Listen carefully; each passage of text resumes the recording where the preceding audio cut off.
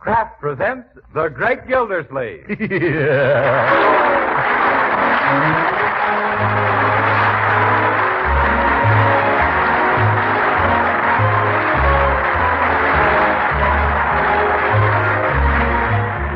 week at this time from Hollywood, California, Kraft presents Harold Peary as The Great Gildersleeve.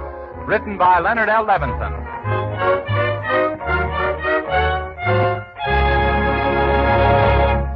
We'll hear from the Great Gildersleeve in just a moment. But first, is your family the hard-working, hard-playing kind? Of course, most of us are these days. Increased effort is expected of every one of us.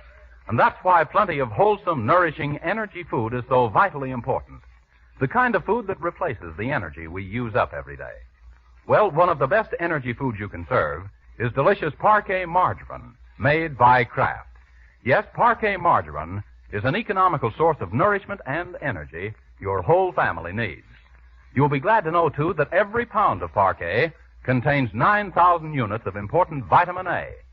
What's more, Parquet margarine is so downright good tasting, your family will eat all they need. Yes, Parquet margarine's delicate, satisfying flavor is sure to make a hit, whether you serve it at the table or use it for baking and pan frying. So why not give your family the benefits of this delicious, nourishing food and start serving them Parquet margarine tomorrow? Yes, when you order, ask your dealer for Parquet, P-A-R-K-A-Y.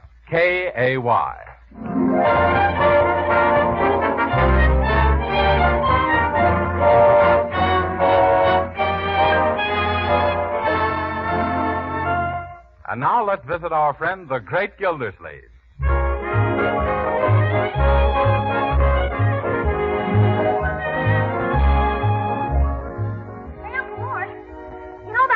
Of yours in the attic? In the attic, yes. What about it, Leroy? Well, look what I found up there. An old family album. Album? Oh, is that so? Any pictures of me in it? Ah, there. You're number one of the Puss Parade. Yeah. Leroy. May I look at it, Uncle? Sure, Marjorie. Go ahead if you want to. Thanks. Oh, look at this one. Huh? Oh, what a beautiful baby. Yeah. Say, who is she? Well, if you must know, she's me. You mean you didn't always have that mustache? Well, not as a little shaver. Turn the page, Marjorie. Huh? Oop. Forgot about that one in the little Lord Fauntleroy outfit. Wish I had those beautiful curls today. For corn's sake, look at the lace on your pants. Leroy, at that age, did I know what I was doing? Oh, Uncle. Look, here's one where you're a little older. Huh? With two pretty little rabbits. Oh, yes, my rabbits. Those were my pets. I called them Flopsy and Mopsy. I intended to raise them and make enough money to pay my way through college. What happened, Uncle Mort? Nothing. I paid $2 for those rabbits. What was the matter? That was it, $2.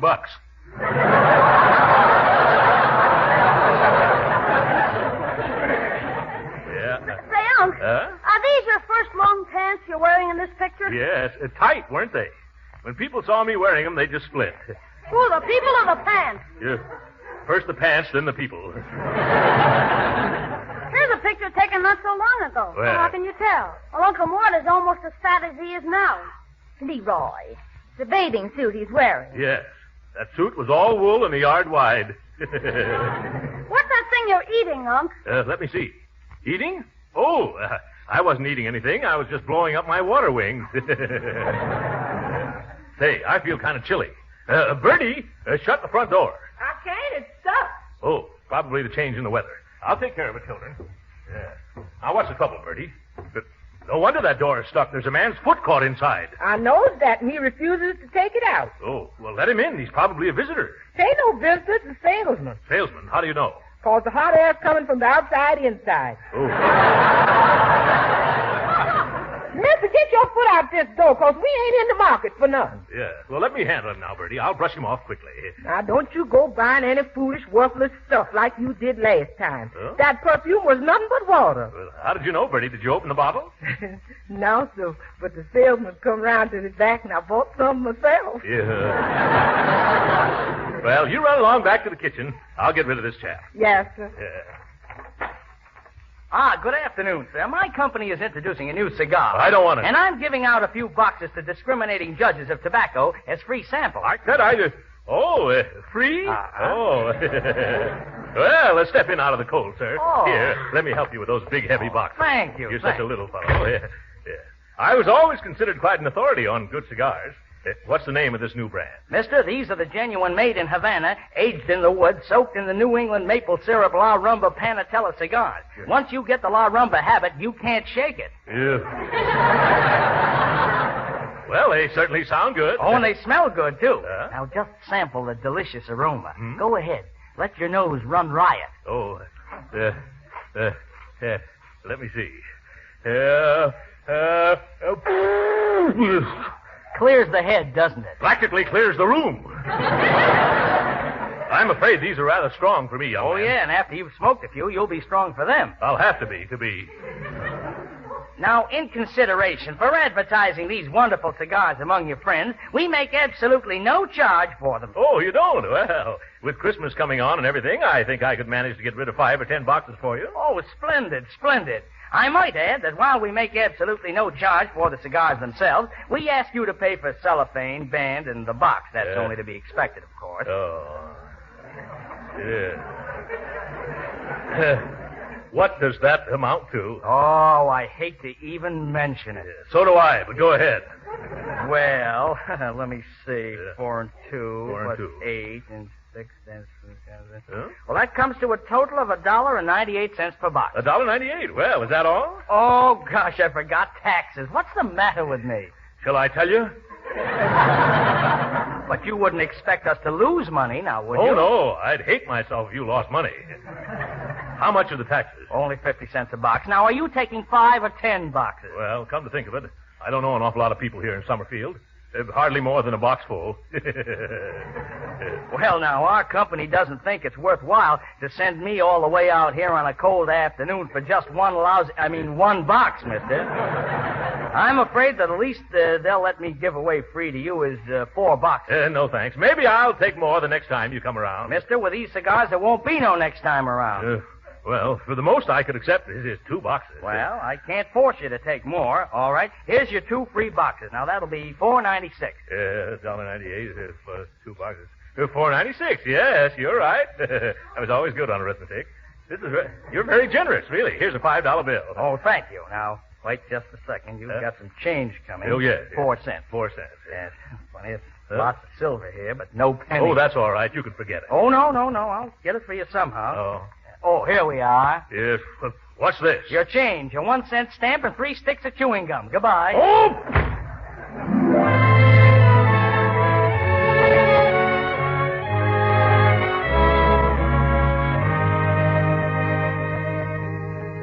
Sure. It's okay to come on in the living room, Piggy. We got the whole house to ourselves. Say, is there any more candy around? Nope. We ate all the cookies, too. Too bad. Nothing sweet left, huh? Nothing unless you want to try these new cigars from my uncle's. They're soaked in maple syrup. You mean these? Yeah. Let's see 'em. Lamba Panatellas. Say, I wouldn't open that box if I were you. Oh, it was open already. See? Some have been taken out. I bet no one would miss this one. Hey, what are you thinking of doing? Smoking it? Well, maybe. What if I am? Oh, I bet you wouldn't dare. Is that so? Bet you I would, too. Only it's so long. I bet you'd be scared to go halvers with me. Who, me? Smoke a cigar? I knew you'd go chicken. I won't either. I ain't afraid of doing anything you ain't afraid of doing, I ain't. All right, let you smoke it then. All right, give it here. Here. Bet you don't even know which end to put in your mouth. I do, too. Only I forgot. Which end is it? Ah, the one you don't like. My pa always bites off one end first. Like this? Uh-huh. What does he do with the end he bites off? I don't know. Swallows it, I guess. Why, he does? Sure, go ahead. Okay. Ooh, phooey, it tastes terrible. Want me to light it for you? Sure, I guess so. No fun smoking a unlit cigar, is there? Nope. Hold still and puff. No, puff in, not out. Oh. That's better. How's it taste? Well, it's pretty hard to describe. Here, you try it a while and find out for yourself.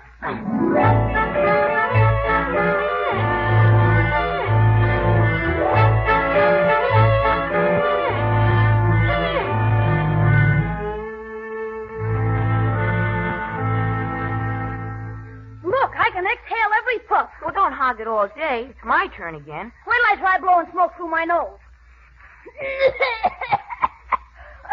Okay, you can have it now. Gee, you got it all unwrapped. I'm sorry. You want me to tie a piece of string around the outside cover? Or a rubber band? No, I think it'll be all right. Now watch me. What's that supposed to be? I'm blowing smoke rings. You ain't either. Them's clouds. Heck, I can do better than that. Okay, here, you take it. Oh, no, I didn't mean for you to do that. You can keep it as long as you want to. Oh, that's all right. I'm not selfish. Well, all right. How's this?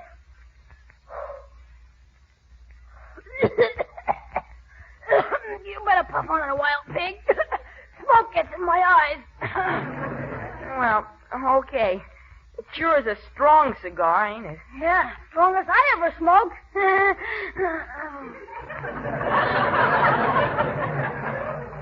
What's the matter, Leroy?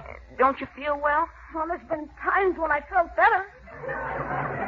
Here, ready for another drag? No, not just yet. I think I better sit down for a while. You mean you're dizzy? Yeah. Well, sitting down won't help. I know I'm sitting, and I'm dizzy, too. I wonder what's wrong with us. I haven't any idea. Do you think it... Say, pig, sit still, will you? I ain't moving, except my head seems to be going around. See, that's funny. You got two heads. And they're both kind of green. Two heads, huh? Well, that accounts for it, then. Counts for what? I can see 2 whole rooms. You know, I don't think I feel so good. Do you think it could possibly be the cigar? I wouldn't be a bit surprised. Here, Leroy, you can have it. No, you go ahead and keep it. There's lots more where that one came from. Oh, my goodness. Now my stomach's starting to go around, too. Yeah, I know just how you feel. If it's all right with you, Leroy, I think I'll go now. You're not mad or anything? Oh, no. If you want any more of the cigar, it's right here on the fern stand. See, don't hurry off. I better go or you might be sorry I stayed. Oh, gee whiz. No, I'm beginning to see what you mean. I better get some fresh air, too. Hey, Piggy, wait for me.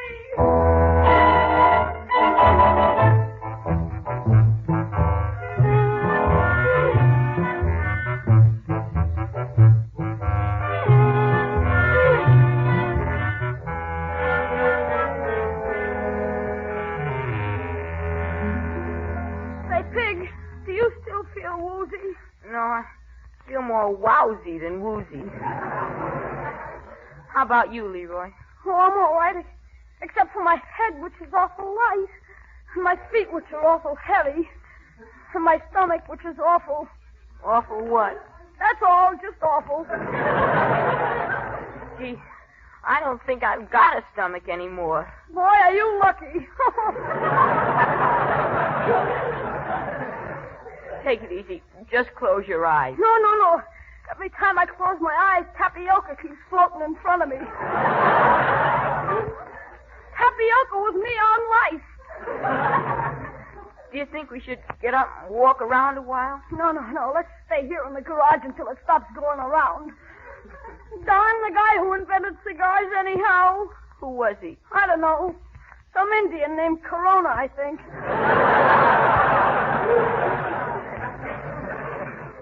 I can't see how Uncle Mort can keep smoking them all day long without falling over. Imagine going around like this all the time. Gee, I just thought of something. Do you think we're going to stop growing now? Oh, gosh, I don't know. We should have thought of that before. But suppose we do. How am I going to play football in college? I just weigh 97 pounds. Are you sure that one cigar will stop you from growing? Since I started smoking, I ain't been sure of anything. I'm awful glad I stopped. Me too. Why, I would never smoke another cigar. Oh, it makes me sick even to mention cigars. Gee whiz. What is it now? What's going to happen when your folks come back and find a living room full of smoke? Jeepers. Uncle Mort will send me to Alcatraz. We better sneak back and open all the windows so the place can air out. Not me. I'm going home just as soon as my legs will cooperate with each other. Oh, Piggy, you can't run out on me now. Not now, but just as soon as I can stand up, I will. But how can you? I didn't want to smoke a cigar. It was you. Hey, that sounded like Bertie. Come on.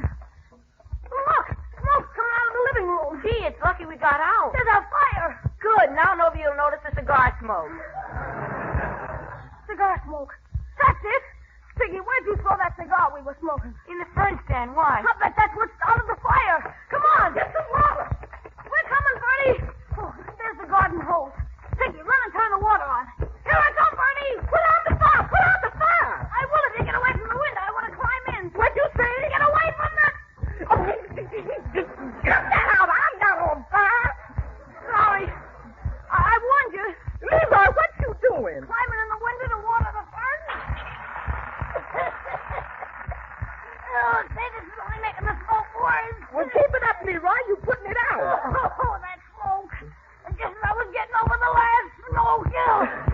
That does it. Now the fire's out. Turn off the water, Piggy. Yeah. Turn off the water out there, boy.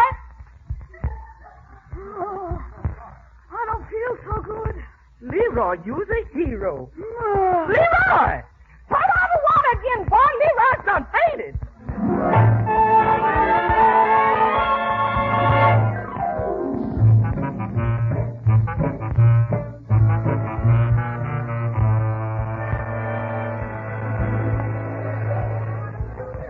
Well, Marjorie, are you sure we've ordered all the candy we need for Christmas? Oh, yes, Uncle Mort. My, you've been buying like Santa Claus with a sweet tooth. Well, why not? No matter how many Thanksgivings we have, Christmas comes once a year.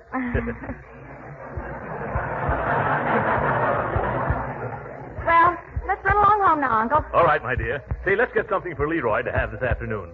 I see just the thing he's going to enjoy. You do? What is it? Oh, something that every boy likes. Wait till you see Leroy's face when he opens these chocolate cigars. See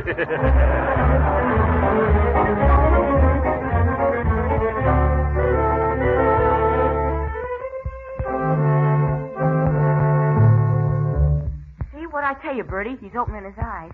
Yeah, but he don't look like he's seeing anything. Leroy, honey, is you all right? Oh, me? Oh, yes, I'm all right. And you just lay there on the sofa whilst I try to clean up this mess in the living room. I can't figure out for the life of me how that fire started. Hey, Piggy. Yeah? Gee, what are we going to say when Uncle Mort comes home and asks us how the fire started? Well, we could say it was a spark from the fireplace if there was a fire in the fireplace. Except there's no fireplace. Gee, if they ever find out how that fire really started, I'll be cooked. Haven't you got a good idea? Yes, I'm going home. So long, Leroy. See you in school. Oh, hello, Mr. Gildersleeve. Hello there, Piggy. Oh, now I'm really going to be sick. Say, what's that I smell? Did Bertie burn something? Yeah, the living room. What? Goodbye, Mr. Gildersleeve. Come back here a moment, young man. Where is Bertie? She's mopping up the water on the carpet. What water? The water Leroy squirted on the fern box just before he did a nosedive onto the floor. Oh, my goodness. Uncle, what's happened around here? I don't know for sure, Marjorie, but the way I understand it, Leroy was watering the fern box in the living room. After flooding the floor, he tried to dive on it while Bertie was cooking the rug. That couldn't be. Well, that's Piggy's story. Yeah, well, it was nice visiting you. Here, come along with us, young man. We're going to get to the bottom of all this. Oh, dear. Huh? Oh, look at Leroy on the sofa. Yeah. Are you all right, Leroy? Oh, hello, Marge. Hello, Uncle Mort. Well, by George, he does look all washed out. Oh. Young man, what do you mean by diving on your nose in the carpet? You leave that poor little boy alone. He's a hero. Just like Dewey at Vanilla.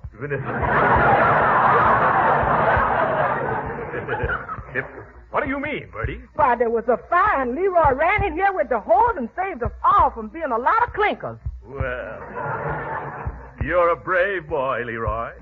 By the way, Bertie, how did the fire happen to start? Oh, my head. Oh, my stomach. Oh, my.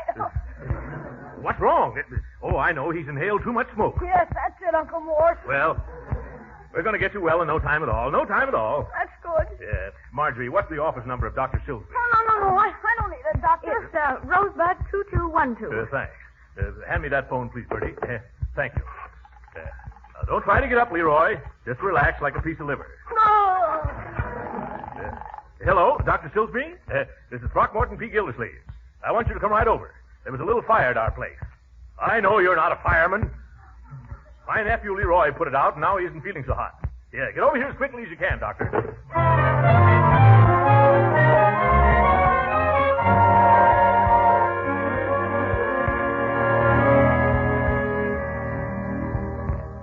I don't know what in the world's keeping that, Doctor. Oh, while we're waiting for him, Leroy, here's a little surprise I brought to you from downtown. Here. It's a chocolate cigar. No. Yeah. Quick, somebody, water. He's going to faint again. No, I'll be all right, Uncle. Huh? Chocolate and cigars. I couldn't take it. Oh, well, I'm sorry, my boy. But you won't refuse a nice big chocolate cigar, will you, Piggy? Yes, Mr. Gildersleeve. I couldn't. Huh? That is, Leroy might feel bad if he saw me eating it. Oh, yes. Well, that's very considerate. We'll save them for later then. By the way, how did this fire in the living room start, Piggy? You mean the fire from the cigar and the fern stand? Oh. What's wrong, my boy? It hurts. The scar I got from the fern stand that was on fire. Oh, yeah. Piggy, isn't it time for you to go home? Uh-huh. Oh, yes. I gotta be going now. Yes. Well, it gets me. How a fern stand can suddenly, without any cause, burst into flame is one for Ripley. Maybe it was spontaneous compulsion. You...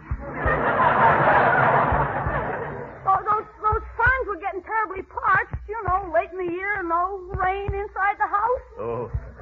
Well, I suppose we'll never know. Yeah, let's let sleeping dogs sleep. Yes. Excuse me, Mr. Gildersleeve, but look what I found in the ruins of that there fernery that was on fire. Well, looks like remnants of a cigar. Why, this could have started the whole thing. Well, folks, now I really gotta go. Huh? So long, Leroy. Good night, Mr. Gildersleeve. What's bothering that young man? Oh, that's Piggy's way, Unc. Here today, gone tomorrow. Yeah. Well, son, you rest till the doctor gets here. I'm going to look into a few matters. Come on, Bertie. Let Leroy sleep. I can't understand it. How did a cigar get into the fern stand? Oh, talking of cigars, Bertie, did anything happen to those 2 new boxes of Larumbas? They putting them in boxes now? No, I'm talking about my cigars. Oh, yes, here they are. Let me see. 6 missing, and I only took out 5. Bertie, have you been putting the snatch on my stogies? Yes, sir. Aha! I snatches them off the furniture and I put them in the ashtrays. No, I mean, have you been smoking my cigars? Me? I should say not. I ain't one of them society ladies. Well, somebody took one. Marjorie? Yes, Uncle Mom? I've been doing a little detective work about that fire. I've always fancied myself as another thin man. And I have a pretty good idea how it started, too. How, Uncle? Well, I think I know who dropped the cigar into that fern stand. Now, don't look at me with that steely glint in your eye, Sherlock Holmes. I haven't smoked a cigar since last election. Oh, be serious, Marjorie. Did you notice how evasive Leroy and Piggy Banks were when I questioned them just now? No, I didn't. No, of course not. You weren't even there. But they were as hard to pin down as a baby on a roller coaster. But Leroy, smoking a cigar. Didn't you notice their appearance? They were both as pale around the gills as a whitefish. Does smoking a cigar have that effect? I should say. I'll never forget my first corn silk Corona. I was weak for days and in the days for weeks. And besides all this circumstantial evidence, there's one real incriminating clue. What's that? Leroy's little finger. What's wrong with his little finger? He's wearing the cigar band from that missing cigar.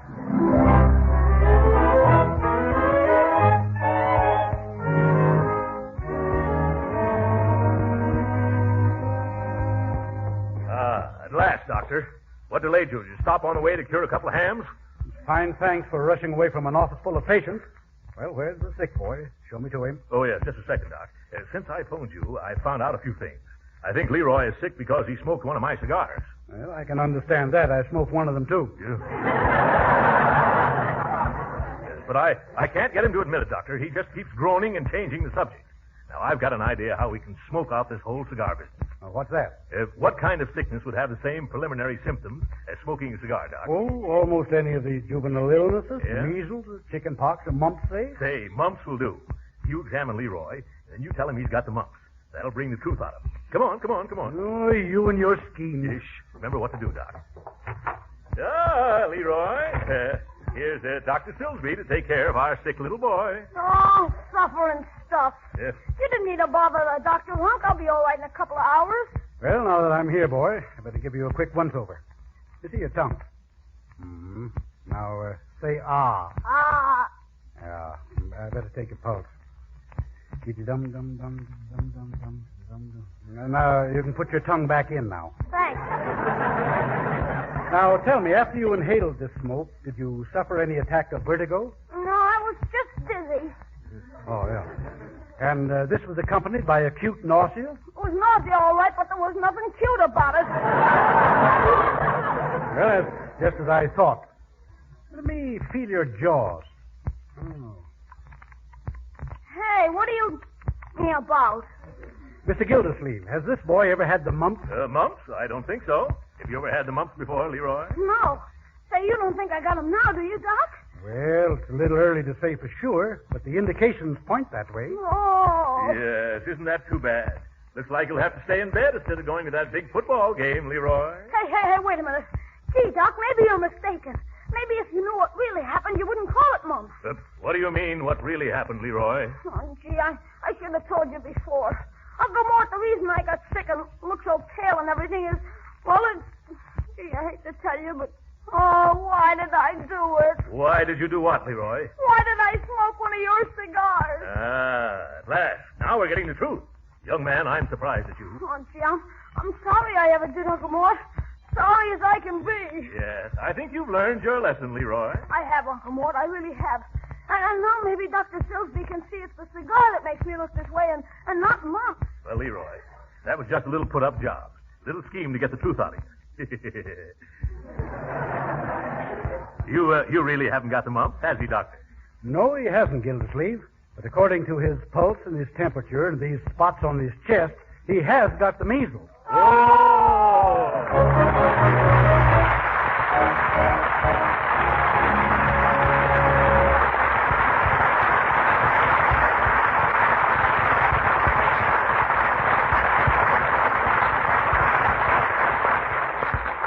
The Great Gildersleeve will be with us again in a few minutes. But right now, do you grown-ups remember the old-fashioned kitchen on baking day?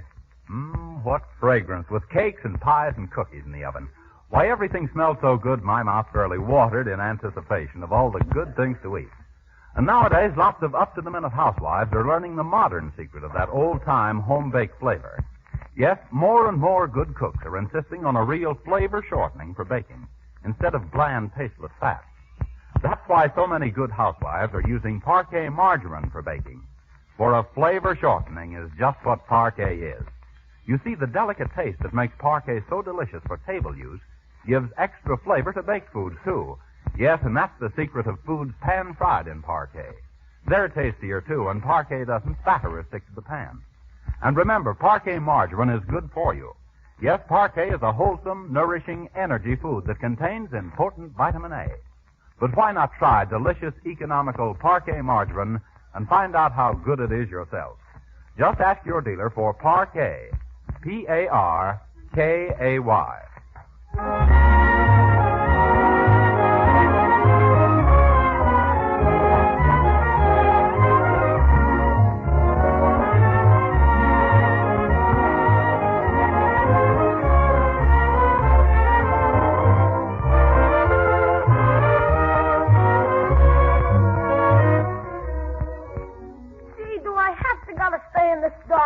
Uncle Mort? Yes, Leroy. That's part of the cure for measles, you know. Who's that? Leroy, it's me, Piggy. I just sneaked back to see if they found out. Yeah, they did. Gee, did you catch it? I'll say I did.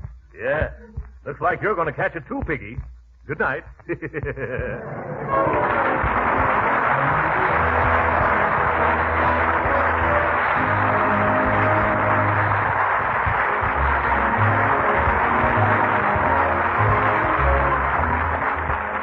Original music heard on this program was composed and conducted by William Randolph. This is Jim Bannon speaking for the Kraft Cheese Company and inviting you to be with us again next week for the further adventures of the Great Gildersleeve. And reminding you that every one of us can help in the nation's defense program by joining the Red Cross during its annual roll call, November 11th to November 30th. This is the National Broadcasting Company.